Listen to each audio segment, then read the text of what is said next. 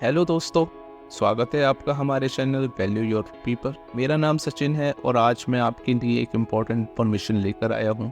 चलिए बात करते हैं इसके बारे में।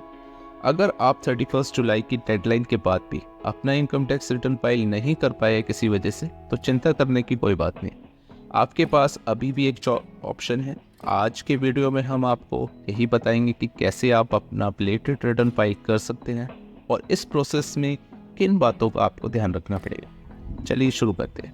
इनकम टैक्स रिटर्न फाइल करने की जो डेडलाइन 31 जुलाई 2024 थी वो ऑलरेडी निकल चुकी है, लेकिन अगर आप किसी भी कारण से इस तारीख तक आईटीआर फाइल नहीं कर पाए हैं तो आपके पास एक ऑप्शन है, आप बेलेटेड रिटर्न फाइल कर सकते हैं। अब क्या होती है बेलेटेड रिटर्न फाइल, इसके बारे में मैं आपको बताता हूँ। लेट रिटर्न फाइल करने का इनकम टैक्स की भाषा में बेलेटेड रिटर्न ही कहा जाता है।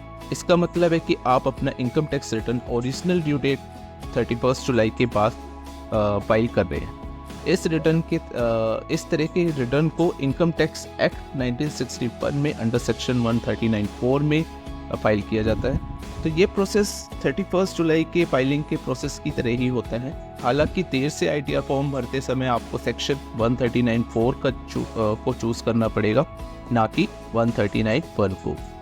अब इस बेलेटेड रिटर्न की भी ड्यू डेट होती है, तो वो मैं आपको बता देता हूँ कि देर से रिटर्न फाइल करने पर आपको कुछ पेनल्टीज भी देनी पड़ सकती है। इसलिए किसी भी तरह की परेशानी से बचने के लिए आपको जल्द इस प्रक्रिया को पूरा करने की सलाह दी जाती है। बेलेटेड आईटीआर फाइल करने की लास्ट ड्यू डेट जो 31 दिसंबर हर साल होती है।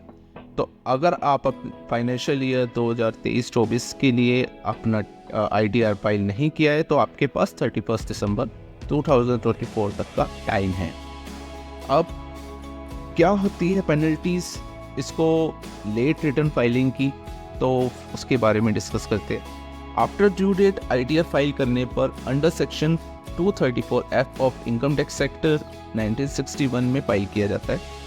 तो इसके according to this late filing of ITR में 5000 तक का जुर्माना होता है।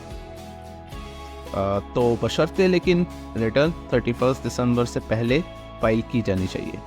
अगर आपकी ग्रॉस टोटल इनकम 5 लाख से ज़्यादा नहीं है तो आपको ये पेनल्टी 1000 तक रहती है। ध्यान देने वाली बात है कि अगर आप किसी भी तरह का टैक्स बनता भी नहीं है तब भी आपको ये पेनल्टी देनी होगी। अगर आपकी total income basic exemption limit से कम है तो लेट आईटीआर फाइल करने पर आपको किसी भी तरह की लेट फीस या पेनल्टीज नहीं लगेगी।